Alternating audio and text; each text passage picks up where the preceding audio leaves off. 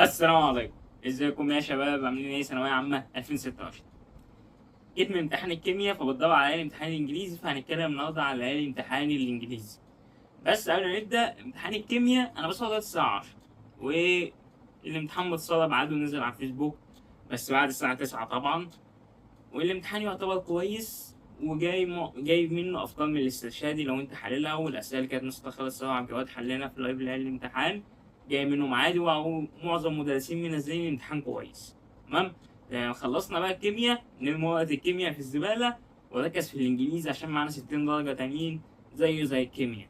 حليت كويس في الكيمياء فلازم تحل كويس في الإنجليزي، حليت وحش في الكيمياء فلازم تحل كويس في الإنجليزي، حليت كويس في العربي وحليت وحش في الكيمياء فلازم تحل كويس في الإنجليزي.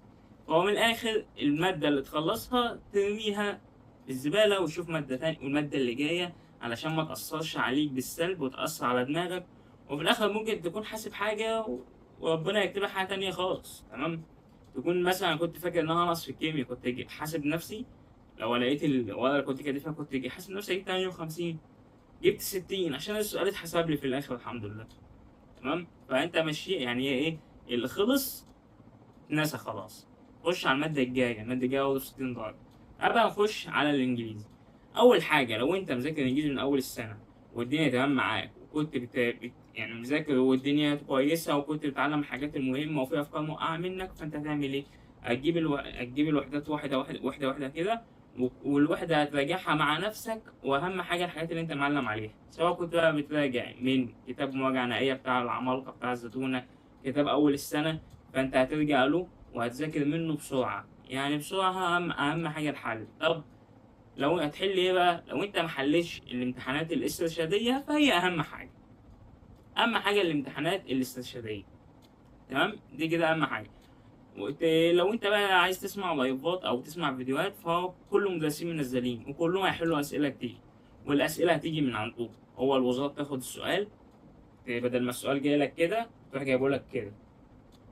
هي الافكار بتبقى مش شقلبه، فهو انت ماشي الدنيا كده، ويعني لازم تكون فاهم الفكره. هو مش هيجيب لك السؤال بالسهوله دي اللي هو نفس السؤال وتروح تحط الاجابه بس. يعني لو انت مثلا بصمج اسئله الاستشاري دي ب ج د، هتروح تحط ب ج د ب ج د، كله هيعمل كده وكله هيجيب 60. محدش مستفاد حاجه. يعني مثلا لما يكون الامتحان درجاته كلها عاليه محدش بيستفاد اي حاجه. لما يكون الامتحان صعب هو ده اللي ممكن تستفاد. انت ما تحل كويس انت كده انت اللي هتستفاد. امال لو امتحان سهل وكله حل وانت كده غلطت في سؤال مع انك جايب 59 وبس كله جايب 60 بقى، هنا انت المتضرر. يعني 59 وكله جايب 60 لا، لما كنا بقى جايب الوحيد 58 وكله جايب 57 كده انا مستفاد. تمام. هي بتتحسب كده عشان التنسيق محدش يلعب في دماغك. التنسيق بيتحسب كده، يعني ايه هما بياخدوا عدد معين، ملهاش علاقة بقى إيه الامتحان بقى سهل الامتحان صعب، هو عدد معين لازم يتاخد. تمام. تعال بقى نخش على ايه، على كل الانجليزي حتة حتة. أول حاجة الكلمات، أهم الكلمات اللي لازم تكون عارفها الكلمات اللي هي بتبقى كده في أول كل وحدة وبالتعريفات بتاعتها، علشان هتلاقي سؤال هناك، سؤال في الامتحان، وبيبقى إيه بيبقى من الوحدة تقريبا الأولانية. تمام. تاني حاجة بالنسبة للجرامر، الجرامر ركز على الحاجات الفلتات اللي هي من تحت لتحت، القواعد العامة والكلام من ده ما أعتقدش اللي هي بتيجي. الحاجات اللي هي بقى الشواذ والحاجات دي هي اللي بيركزوا فيها بيحبوها أوي. وقواعد السكيلز بقى والمهارات والحاجات بتاعت أولى وتانية ثانوي اللي المدرسين اهتموا بيها في المراجعة النهائية، الحاجات دي اللي بتيجي. المبني المجهول دي أهم حاجة. حالات اف أعتقد ما بتجيش. تمام. أو أن وذا بتيجي. تمام. من الحاجات بقى اللي هي دي اللي هو مثلا السؤال المزيل ده لازم يجي، ويجي يقول لك بقى لو انت عايز تبدأ حاجة اللي هو الحاجات اللي هي بقى تبع اللي هو بانكتويشن والحاجات دي هتيجي. تمام. فده كله المدرسين كلهم هتلاقيهم منزلين، كلهم بقى تسمع اي حد هتلاقيه منزل بقى وهيحل لك 2000 سؤال و3000 سؤال و7000 سؤال. ده كده بالنسبة للجرامر. بالنسبة اللي هي القطع دي مهارات شخصية. لو انت بتعرف تترجم والدنيا ماشية معاك هتعرف تحل القطع، مش بتعرف تحل فايه ادعي ودوس يا معلم، ادعي ودوس والدنيا هتبقى تمام ان شاء الله. في قطعة بتبقى سهلة، سهل تجيب فيها 8 و8، وفي قطعة كده هتلاقي فيها سؤال سؤالين مشي الدنيا معاهم. تمام. ده بالنسبة للقطع في امتحانات ثانوية عامة. بالنسبة للترجمة بتكون سهلة، يعني الترجمة بتكون سهلة، هتمشي بنفس النظام، ما تجيش تخترع لي نظام جديد وانت بتحل في الترجمه. على طول بنمشي نظام الترجمه ازاي؟ بنشوف اللي هي الكلمات المتشابهه، دي معانا دي معانا دي معانا، دي مش معانا نطيرها، بنمشي كده على طول واحنا بنحل، كلنا بنعمل كده. وبعدين بقى نقعد نصفي وهيبقى معانا واحده دي اللي بنختارها. ما تجيش بقى تجي يوم الامتحان تقعد تترجم اللي هي كلمه فوق كلمه فوق كلمه وتقول لي انا عايز اختار. فما تجيش بقى والنبي ما تجيش نخترع في يوم الامتحان ولا ليلة الامتحان، نفس النظام اللي كنا ماشيين عليه نمشي عليه.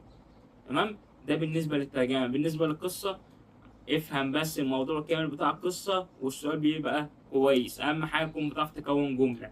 اعتبره سؤال باراجراف بس، هو جاي يسالك وعايز اجابه محدده، انت معاك بس الموضوع في دماغك، هو بس عايز سطرين كده اهو يكونوا مترتبين، تكون جمله صح، هتاخد الدرجه بتاعتها. ما بينقصوش ولا بيركزوا بالحاجات دي. بالنسبه للباراجراف فالدنيا تمام، يوم ما بتنقص نص درجة. في ناس بتقفله وفي مدرسين كورة وهما بيصححوا يقول لك ممكن النص درجة دي تدخلهم كلها فممكن يقفل لك عادي. بس هو لو جيت للصح المفروض كان كله ينقص نص درجة أو كله يقفله. في مدرسين كده ومدرسين كده. ده كده بالنسبة للإنجليزي. أهم حاجة الاسترشادي، لو محلتهمش تحلهم، معاك وقت وعايز تحل، كل مدرس منزل لك 600 ألف سؤال، وكل مدرس عامل لك ملزمة بيقول لك لا يخرج عنها الامتحان، عايز تسمع الحاجات دي اسمعها، هيجيبوا لك فيها الأفكار كلها. بس اللي أنا بقوله لك كل وحدة بوحدة ومشي الدنيا. وأهم حاجة النهاردة تخلص لك 6 وحدات، بكرة تخلص لك 6 7 6 مع القصة، ويوم الأحد اسمه ده يوم السبت يكون معاك مثلا كده تراجع الحاجات اللي أنت موقع فيها. تمام؟ وده كده نهاية الفيديو بتاعنا، والسلام عليكم ورحمة الله وبركاته.